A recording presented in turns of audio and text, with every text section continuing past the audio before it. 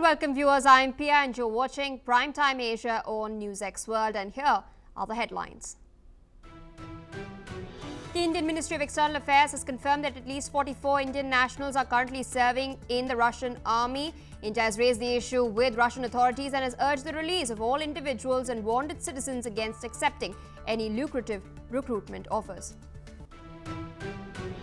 The number of Afghan nationals arrested and detained in Pakistan have gone up by 146%. A total of 7,764 Afghan nationals have been arrested in the week ending November, as per a UN report. The UN has suggested that this spike is linked to the reopening of border crossings. Third round of peace talks between Pakistan and Afghanistan have ended without any agreement on tackling cross-border terrorism. Both sides are now trading blame for the collapse of negotiations. The Pakistani Navy ship has now docked at Bangladesh's Chittagong Port. This is being seen as a clear signal of warming defence ties between the two countries. Indonesian police are investigating the Jakarta explosion that injured almost 100 people. Police are probing whether a high school student was radicalized in the run-up to the explosion.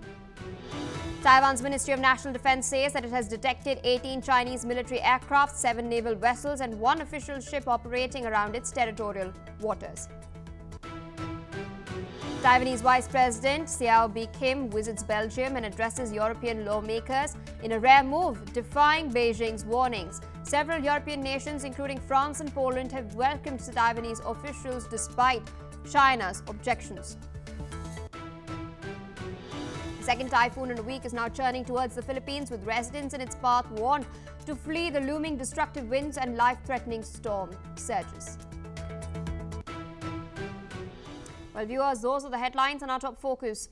The Indian Ministry of External Affairs has now confirmed that at least 44 Indian nationals are currently serving in the Russian army in its campaign against Ukraine. Now, according to MEA spokesperson Randir Jaiswal, the Indian government has raised the issue with the Russian authorities and has urged the release of all individuals and has also warned its own citizens against accepting any lucrative recruitment offers, citing serious risks to life. The statement comes on a day when External Affairs Minister of India, Dr. S. Jaishankar, has held talks with Russian Deputy Foreign Minister Andrei Rudenko in New Delhi. This development, interestingly, also comes ahead of Russian President Vladimir Putin's planned visit to India in early December for the annual summit with Indian Prime Minister Narendra Modi. With us on the broadcast is Major General Shashi Asthana, defence expert, joining us from New Delhi. Thank you so much for taking our time and speaking to us on NewsX World. This has been a problem that we've been seeing taking place since the war broke out. We've also seen recently one of the Indian nationals who was captured by Ukraine, who had alleged that he was initially arrested on drug charges in Russia, had to serve 7 years but opted to serve instead in the Russian army on the front lines. How do you think the Indian government should now pursue this? Of course, this has been raised. What sort of diplomatic means are available to get these 44 Indian nationals back? See, the Indian government has shared the concerns with the Russian authorities and also urged them to release all these 44 people. But I must highlight here, there are two angles to it, and there are two sides which are to be blamed. One is the agents which are there in Russia, and then there are the agents which are there in India. Now, these agents, they recruit these people with lucrative offers, and then when they reach there, then they find that they are being diverted for some other task. And that has happened with many of them. In fact, earlier this year, I had gone to Moscow, and while I was coming back, I found a whole lot of them. And almost everybody had a similar story. So basically, it is not that the only that Russian authorities have to be blamed. I think it is the blame is both sides, because there are agents, and apparently we have not been strong enough because this problem was identified almost about 1.5 years back. Yes. And both sides, I think the agents are yet to be punished. And that's why we still have about 44 of them still serving with the Russian army. Certainly they need to be released. We have full sympathies with them because most of them, they actually didn't know neither English nor Hindi nor Russian. And they were lured that you will get some job, and with that job you will get adequate compensation and things like that. So apparently, yes, it's a job problem which migrates them, and they have been lured into a job. They must be released, and I'm sure appropriate actions will be taken by both the governments. All right, sir. Requesting you to stay on with us as we shift our focus to more developments coming in. Viewers, we're now learning that the number of Afghan nationals arrested and detained in Pakistan has surged by 146% in a single week following the reopening of border crossings. This is according to a joint report by the UN Refugee Agency and the International Organization for Migration. A total of 7,764 Afghan nationals were detained in the week ending the 1st of November. This is a sharp spike from the previous week. Of those arrested, 77% were Afghan citizen card holders or undocumented individuals, while proof of registration card holders are accounted for about 23% of those who have been detained. Balochistan, interestingly, has recorded the highest number of arrests, comprising 86% of all detentions across Pakistan. Between the 1st of January and the 1st of November this year, Chagai, Attock and Quetta have in fact emerged as the top districts for such arrests. The rate of returns and deportations has also increased significantly during the last week of October. Returns have risen by 101% from 18,630 to 37,448, while deportations have climbed by 131% from 3,341 to 7,733. The holders accounted for 47% of returns, undocumented individuals for about 44%, and ACC holders about 8%. Amongst the deportees, 93% were undocumented. The report has attributed the surge primarily to the reopening of the Chaman border, with Torkham also reopening on the 1st of November. Fears of arrests were cited as the main reason for returning by 93% of undocumented and ACC holders and 39% of holders since April 2023. In fact, since September 15, 2023, a total of 1,667,713 individuals have returned to Afghanistan. With us on the broadcast is Dr. Satoru Nagao, fellow at the Hudson Institute, joining us from Tokyo. We've seen a large influx of migrants, of refugees from Afghanistan into Pakistan after the takeover of the Taliban regime. We've also recently, last month itself, seen a series of cross-border strikes also taking place. In light of that, we've now gotten this fresh report by the UN Refugee Agency and the IOM. It's clearly an indication that the number of deportations, the number of arrests have risen sharply in the aftermath of the border crossings opening once this fragile ceasefire is in place. What do you make of these statistics at the outset? There is a possibility that Pakistan is worrying the Taliban is entering the Pakistan. Because the recent clashes between Pakistan and Taliban originally came from the Taliban in Pakistan is exiled to the, or stay in Afghanistan, has returned to the Pakistan, and that is the problem. So that's why the view from the Pakistan, pushing the Taliban out of their country, so simply pushing to the Afghanistan.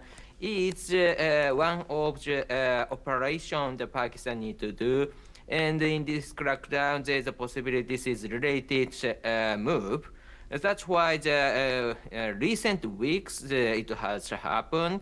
So this is not recent years or recent months. This is recent week because of the recent crisis between two countries is related. Mm-hmm. Indeed, so requesting you to stay on with us as we're tracking further updates.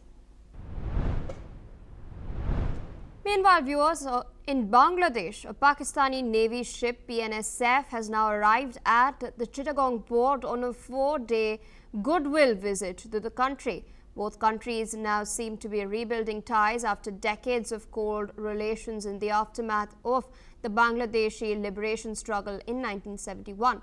Now, during this particular visit, the commanding officer of PNS Saif and other members of the delegation are scheduled to pay courtesy calls on Commander of the Chittagong Naval Area, Commander of the BN Fleet and Area Superintendent Dockyard.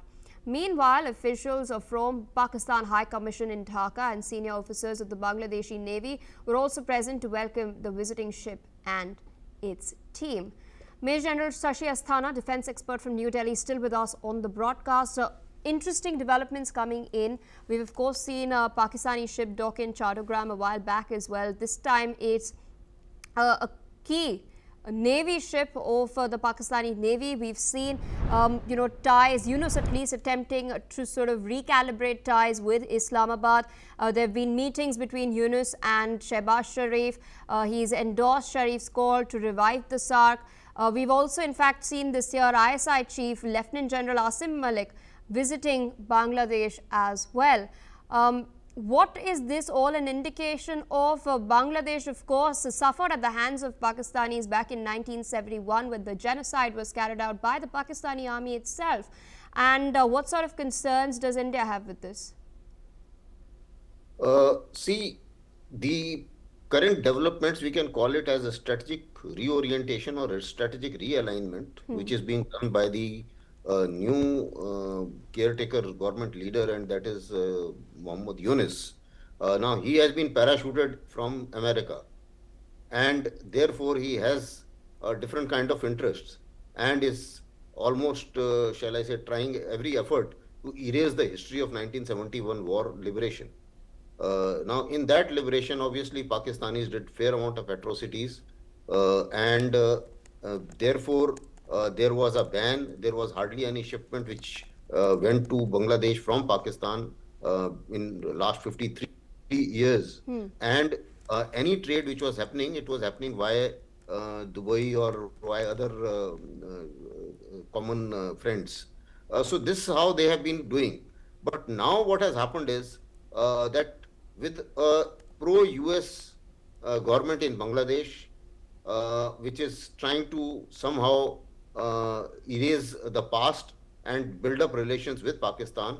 Similarly, Pakistan itself has a newfound relevance for the United States because of certain actions which took place between Israel and Iran. And US also felt that there is a strategic relevance in case of Iran option with Pakistan, and therefore perhaps there is some kind of bonhomie and some kind of support from the United States to Pakistan. Now, Pakistan feels that there is an opportunity, and so does perhaps Yunus feels to gain some kind of attention. So, therefore, there is a strategic alignment which has taken place, which India has to take note of, certainly. It is a cause of concern, and it is a risk which is increasing on our eastern borders as well. So, therefore, I think it has to be taken seriously and monitored, which I am sure the Indian establishment is doing. And we are taking appropriate measures in a manner that there are fair amount of exercises which are taking place in that area, adjoining areas as far as the Indian borders are concerned. Some increased vigilance is also taking place. And therefore, I think India is very well aware and concerned of the kind of developments which are taking place now, which are not strategically very comfortable to India. Interestingly, recently we've also seen Mohammad Yunus gifting a controversial artwork to a Turkish delegation, Turkish parliamentary delegation that was visiting. The artwork features a distorted map of Bangladesh that extends into India's northeast. This controversial artwork was gifted to a Pakistani general last month as well. This, of course, comes in the aftermath of Yunus making some very caustic remarks regarding India's chicken neck. What sort of signaling is he trying to send New Delhi? Is this raising alarm bells? If so, how should India respond? See, as far as Mohammad Yunus is concerned, he is certainly taking a stance which is not comfortable to India, and therefore he is doing everything which perhaps is not conducive to the Indo-Bangladesh relation. But his, I think, days are limited. As far as we are concerned, there is a need to have some kind of strategic patience, because the Bangladesh is geographically so located that they cannot be without India. Their entire electricity, their water, everything goes from India. And therefore, after the Yunus era is over, which hopefully should be over in next few months, I think we will need to take the stance of the new government, whichever is the government which comes in power, and then work out things with them. As far as the preparedness is concerned, I think there is no let up on military preparedness as well as intelligence is concerned. And even if some of these irritants do land up into some kind of skirmishes in the borders, I think India is more than adequately prepared. So I don't think that's a concern, and I don't think we should be far too aggressive as far as responses are concerned, because let's wait on for another couple of months and let the actual government, elected government, come to power, because Yunus by itself is in last leg, and he is doing some kind of actions, perhaps to please some of the bosses who have installed him there. Indeed, speaking of the bosses and the larger game plan, it's not just the United States that is interested in Bangladesh. China too. It's trying to revive the Lal Monirhat Air Base, which is just 12 to 15 kilometers from India's border.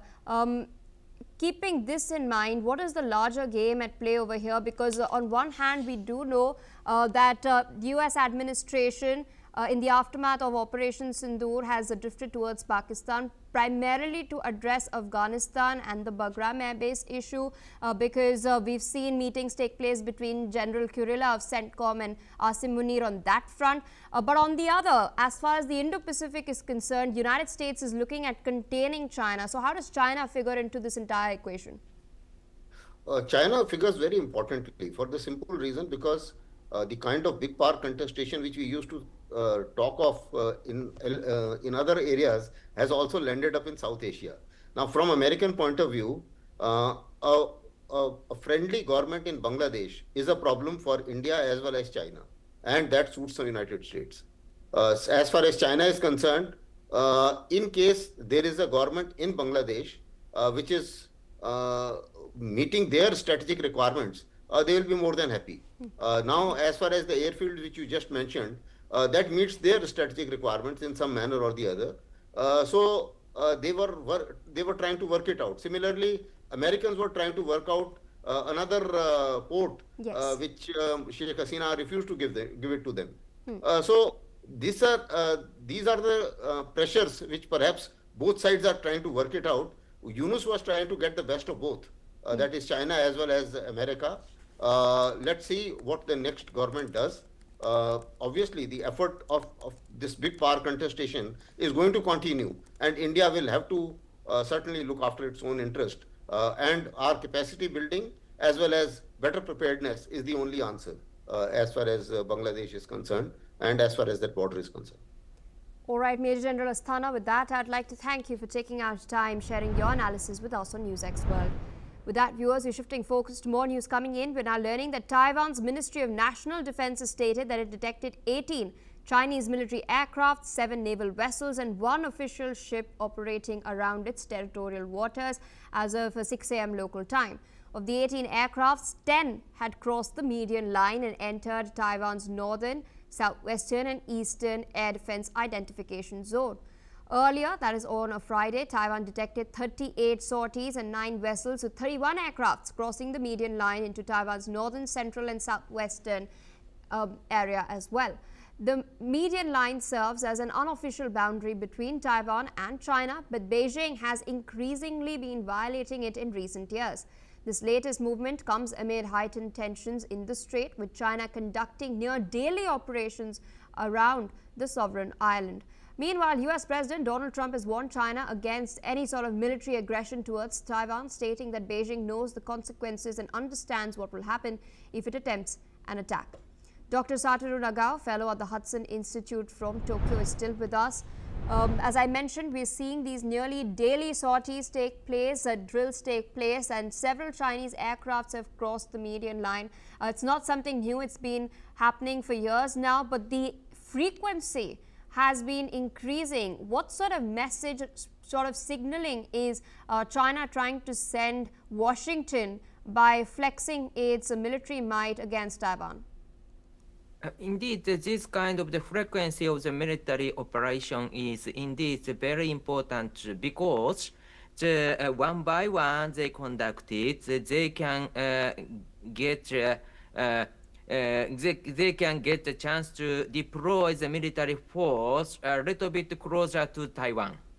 So if in the long run they are planning to conduct, to invade Taiwan, in this case, they try to conduct exercises and repeat again. And step by step, their military forces is located near from Taiwan. So closing, just side of Taiwan, they want to approaching.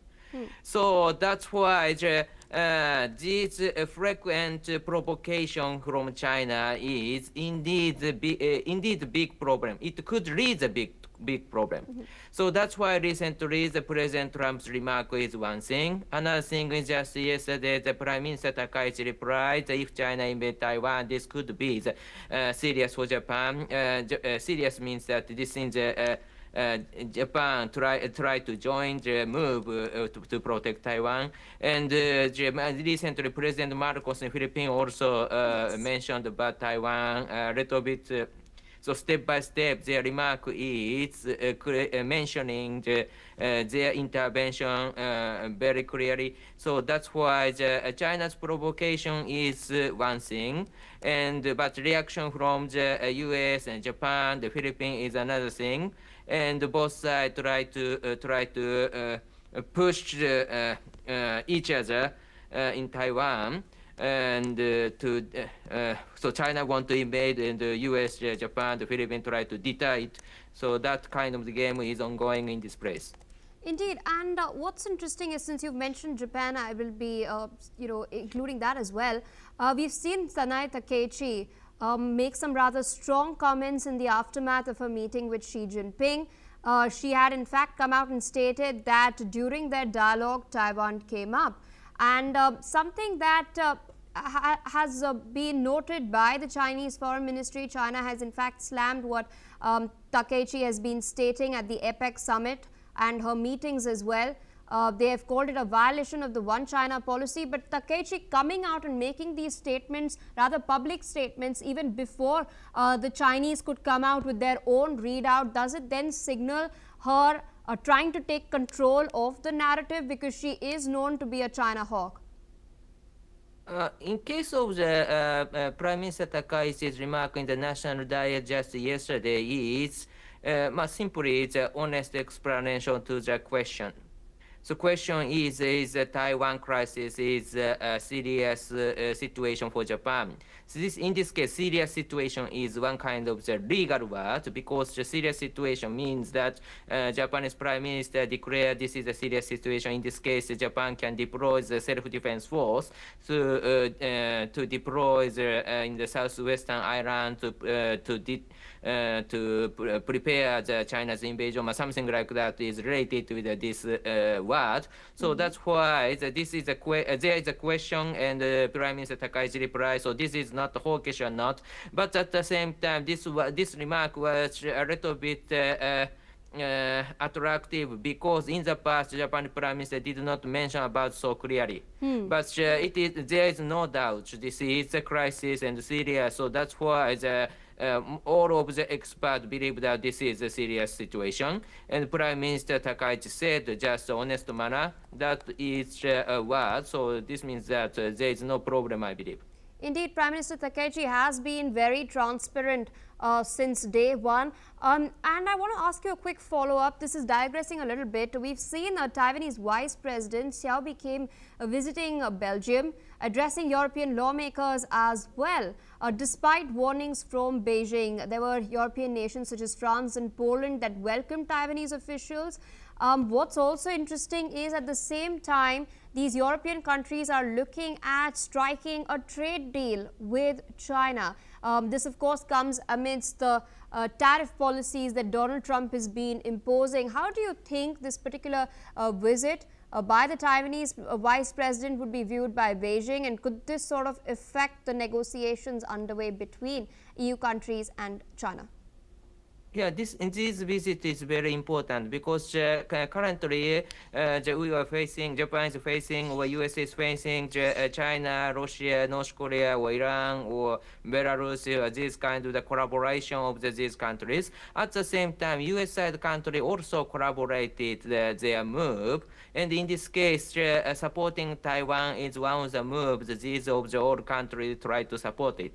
For example, the British aircraft carrier battle group came to the Indo-Pacific in India or Japan. In this case, some ship belong to this aircraft battle group crossing the Taiwan Strait. Of course, this is public sea. Anytime they can do that in the legally, but at the same time, China dislike this, and China believe this is a provocation. Of course, this is not a provocation. International law support it. This is the British ship has the right to cross. But anyway, and why they cross? Because of sending the message, both China side and or Taiwan or other the Western US side.